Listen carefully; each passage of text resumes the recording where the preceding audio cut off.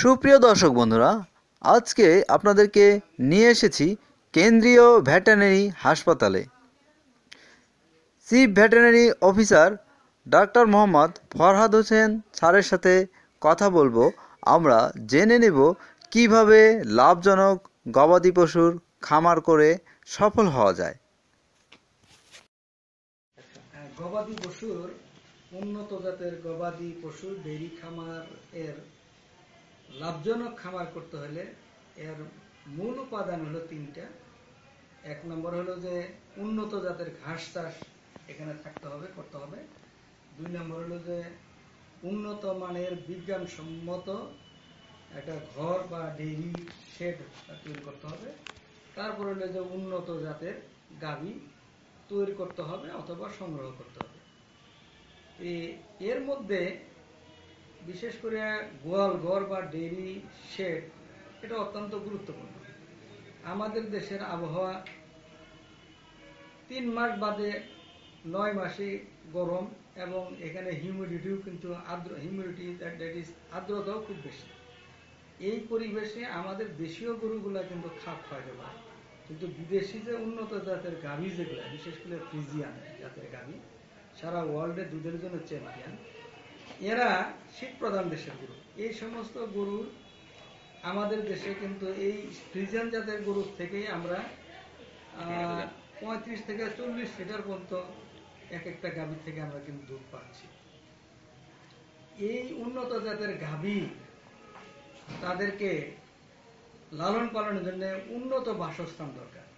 বিশেষ করে বাসস্থান এমন হইতে হবে যে এটা পূর্ব পশ্চিম লম্বালম্বি হইলে ভালো হয় এবং এই ঘরের উচ্চতা 10 ফিট থেকে অন্তত 14 ফিট বা আরো বেশি দেওয়া যায় এবং ঘর যেন খোলামেলা, আলো বাতাস সহজে যেতে পারে সেই ব্যবস্থা থাকতে হবে। ঘরের মেঝে যেন শুকনো, পরিষ্কার এবং জীবাণুমুক্ত থাকে সেই ব্যবস্থা করতে হবে এবং ঘরের আবহাওয়া ঠান্ডা রাখার জন্য ঘরের যে চাল, বিশেষ করে আমরা বেশিরভাগই তো টিনের চাল দিয়ে থাকি। এই টিনের চাল যদি ব্যবহার করি অন্তত তার নিচে এইখানে যেমন আমাদের ফলস ছাদ বা এই ধরনের কিছু দেওয়া দরকার, নাহলে কিন্তু তার যে গরম এটা গরুর গায়ে সরাসরি পড়ে, যেটা তার দুধ উৎপাদন, তার রিপ্রোডাকশনের জন্য কিন্তু ক্ষতি করে।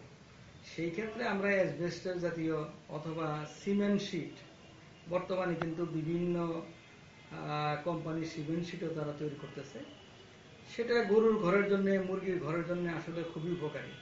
সেটার যে সরাসরি যে তাপমাত্রা, সূর্যের যে তাপমাত্রা সরাসরি গরুর গায়ে আসলে পড়তে পারে না, অধিকাংশ গরুর ঘরগুলা কিন্তু ঠান্ডা থাকে। আমি আগেই বলছি যে আমাদের দেশীয় যে উন্নত জাতের গরুগুলা ফ্রিজিয়ান জাতের, এরা শীত প্রধান দেশের গরু। যেহেতু আমরা এটা সংকর জাতের মাধ্যমে এটা 50 থেকে 75% পর্যন্ত ফ্রিজিয়ান জাতের গাভী আমরা তৈরি করতেছি। এই গাভীগুলা যদি বিশেষ করে ঘর যদি ঠান্ডা বা খোলামেলা জীবাণুমুক্ত যদি না হয়, তখন তাদের কিন্তু গায়ে শরীরে সবসময় তাপমাত্রা বিরাজ করে। এই ক্ষেত্রে দেখা যায় তাদের খাওয়া দাওয়া কমে যায়, উৎপাদন কমে যায়, সময় মতো হিটে আসে না এবং বাচ্চা হলেও দেখা যায় যে পরিমাণ দুধ পাওয়ার কথা সেই পরিমাণ দুধ পাওয়া যায় না। কাজেই গরুর ঘর কিন্তু বিশেষ করে দুগ্ধবতী উন্নত জাতের গাভীর জন্য কিন্তু ঘর একটা গুরুত্বপূর্ণ ভূমিকা পালন করে। এছাড়া ধরেন ঘরের কিছু পরিচর্যা আছে যে আমাদেরকে করতে হবে যে গরুর, যেহেতু আমাদের দেশের যে পালন ব্যবস্থাপনা, বিশেষ করে গরুকে আমরা একটা নির্দিষ্ট জায়গার স্বল্পতার কারণে একটা নির্দিষ্ট ঘরের মধ্যেই কিন্তু দিন রাত 24 ঘন্টায় অধিকাংশ সময় এখানে থাকতে হয়। দ্যাট ইজ ধরেন 4 ফিট বাই 7 ফিটের মধ্যে একটা জায়গার মধ্যে তাকে থাকতে হয়। এখানে পায়খানা প্রস্রাব সবসময় করে। গরু ঘর যদি তার উচ্চতা এবং খোলামেলা যদি না হয়, তাহলে দেখা যায় এটা ভিজা স্যাঁতসেঁতে থাকে। এর থেকে অনেক রোগ জীবাণু এবং অনেক রোগের মধ্যে যেমন উলান ফোলা বা মেস্টাইটিস রোগ, তারপরে পা পচা বা ফুট রট, তারপরে জয়েন্ট ইনফেকশন বা গিরা ফোলা, এই ধরনের রোগের কারণে দেখা যায় যে একটা 2 লক্ষ বা 3 লক্ষ টাকার গাভী অনেক সময় অকেজো হয়ে যায়, যেটা পরবর্তীতে দেখা গেল যে এটা আর ডেইরি হিসাবে তখন তার উপযোগী থাকে না, তখন মাংস হিসাবে কষার কাছে বিক্রি করতে হয়। কাজেই এখানে ঘর কিন্তু একটা ইম্পর্টেন্ট একটা বিষয়। তাই এই ঘরের নিয়মিত পরিচর্যা, যেমন স্বাস্থ্যসম্মতভাবে বিভিন্ন ধরনের জীবাণুনাশক দিয়ে পরিষ্কার করতে হবে, সময় মতো ধরেন তার পায়খানা প্রস্রাব পরিষ্কার করার সহ যেন শুকনা থাকে সেই ব্যবস্থা করতে হবে। এই কাজগুলো একটা রুটিন একটা কাজ, এইভাবে আসলে করলে অবশ্যই অবশ্যই খামারি কিন্তু এখানে লাভজনক হবে।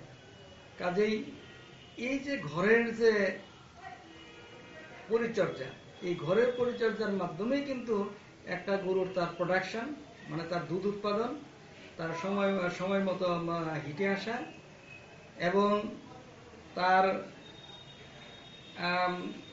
স্বাস্থ্য সঠিকভাবে ঠিক মতো রাখা, সবকিছু কিন্তু নির্ভর করতেছে, অনেকাংশে নির্ভর করছে এই ঘরের উপরে। তাছাড়া তো ধরেন আপনার খাদ্য তো আছে, যেটা বলছি যে গরুর খামার করতে হলে ঘাস চাষ করতে হবে। ঘাস গরুর প্রধান খাদ্য, নো ঘাস নো গরু। কেউ যদি বলতে চায় যে আমরা এই পুরা ভুসি বা দানাদার খাবার দিয়ে গরু পালবো, সে খামার কোনোদিন লাভজনক হবে না। কাজেই এই ব্যবস্থা করার জন্য এটা অত্যন্ত দরকারি।